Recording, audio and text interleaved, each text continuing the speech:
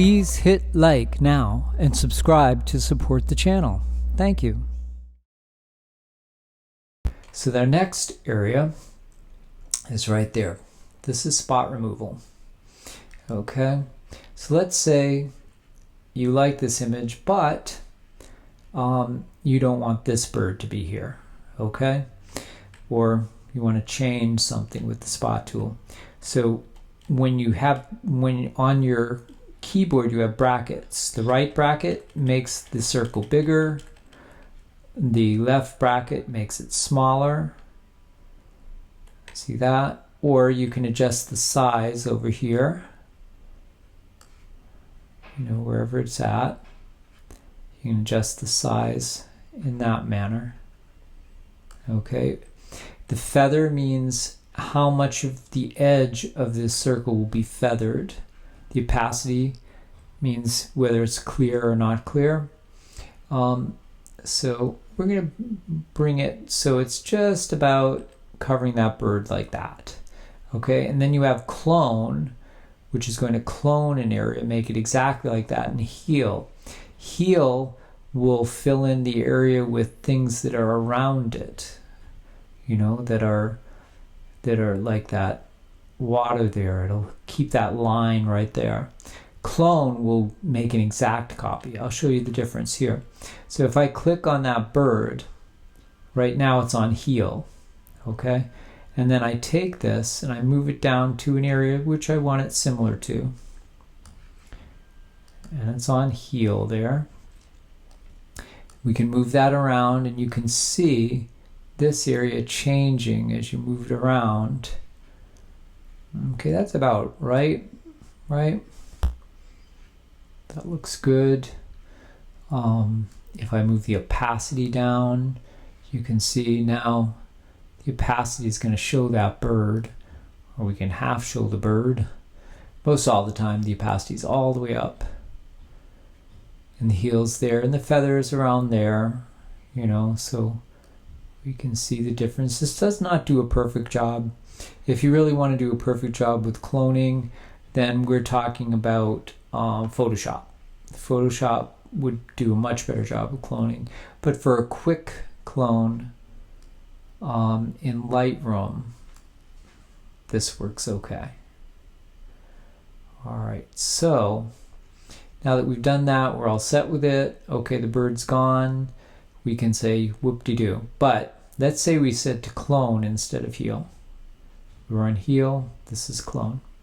So now, if we move that to here, it's going to copy those images exactly. See that? And if I said heal,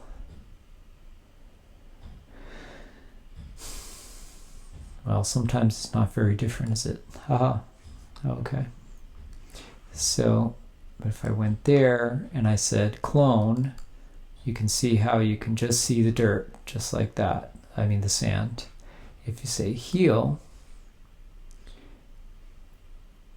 it attempts to meld whatever you picked over here in with it. Although in this case, and in most cases, I'd bring it up to something that looks similar, where there's a line going along, and you just try and adjust it so the line meets where the other line is. If you move that in, it makes it smaller or bigger if you pull it out. You can move this around, or you can move that around. If you wanted to, like let's say we didn't want to get that bird, we decided this is the bird we want to get, you can just move it over to that. And then we'd have to pull that out a little to cover up that bird. Even out a little more. See, that's going to be difficult because there's not a lot of area here that we can select.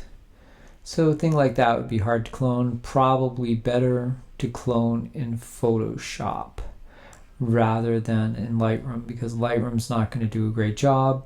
I mean, I can do multiple things, but like in this image, there just isn't something that I'm going to be able to select because too many things are in my way. That's going to look great, and it's going to leave little parts out like that. I mean, I could accept that, you know, and then click again right here, and that'll create another one, and I could do that again, do that a few times, and maybe things would be okay. But then you have the tail feather there. I could click on that. So it took 3. And all this probably takes longer than what you want to spend editing. But once you have that done, if you want to go in and out of this, you can either click on it like that, or you can press Q. Q is the shortcut for the clone. Okay. And when you go and you hover over any of these, you can see that the shortcut is right there, spot removal Q. See that? And here you have the crop overlay R. It's telling you what the shortcuts are. This is for red eye. We're not going to do that right now because we're not taking people. We're doing realty. But that was for red eye. Right there, this is for graduated filter. That can be useful sometimes for the skies. Let's go to graduated filter. And let's see what our shortcut is. Its graduated filter is M. So if you press M, it goes in and out of the graduated filter. When you come here, you'll have an X like that. If you drag in the direction away from the direction that you want it to affect. So I want it to affect up there. See, you can tilt it in either way. So you're dragging away from the area that you want to affect. And then here I'm going to move this towards yellow. See how it changed this area there gradually up to there. And then you can move that and adjust it. Or you can, if you go close from the circle there, you can turn it like that. Okay, let's say I wanted to make it more blue. Oh my gosh, it's going to be crazy blue. All right, more blue. Let's say I wanted to make it lighter. The exterior. Let's say I wanted to, make it more green. Not a very cool sky, but not bad. All right, so here, and then let's say I wanted to adjust that. I can move it up, I'll move it down. I can grab the edges here and make the filter wider, over the whole picture, or smaller,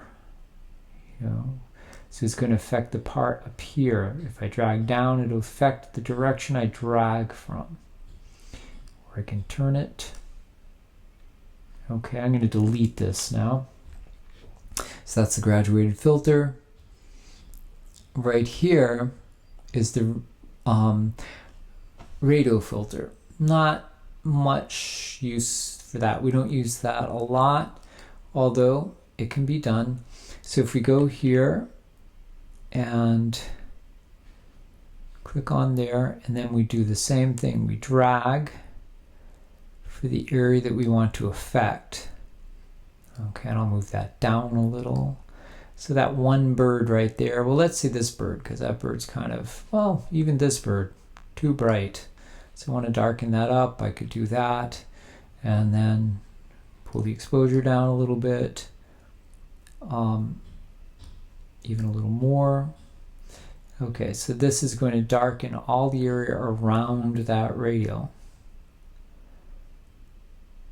Okay, see that? It's creating that one area that's unaffected. So if I want to make that so I don't see it, then I just click on that, and you can see that one area is real bright, and the area that I did is not. If I click on it again, and then to get this and adjust it, see how it's grayed out? If I click on the dot, then I can adjust it the way I want.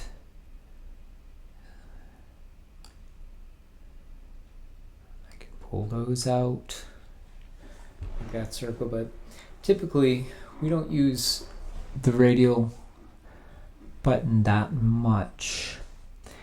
And I'm going to undo that by deleting it, and we'll get off that. Next, we're going to go to the brush tool. That tool is extremely useful. See you in the next video.